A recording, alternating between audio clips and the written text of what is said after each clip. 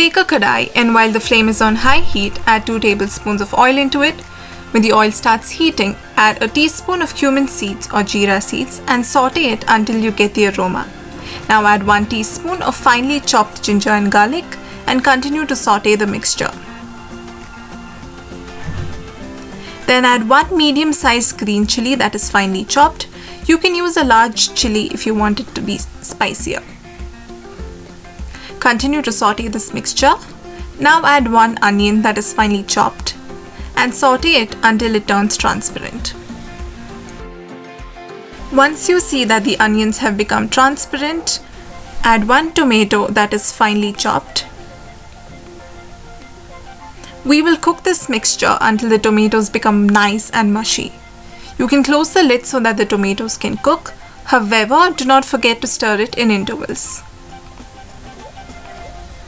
Once the tomatoes turn mushy, lower the flame and add the spices into it: turmeric, chili powder, garam masala and salt. Saute this until the mixture is nicely coated with the spices.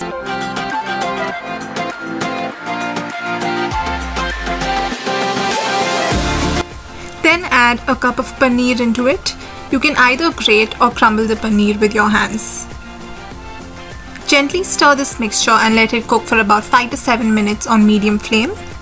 The paneer has to absorb the masala.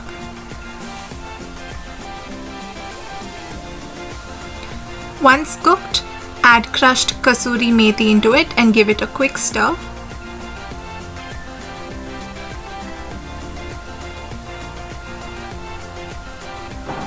For garnishing, we will add 1 tablespoon of finely chopped coriander leaves. Mix everything together. And now your scrambled paneer is ready to be served. Enjoy the soft and juicy paneer and let me know if you liked it. Thank you. See you soon.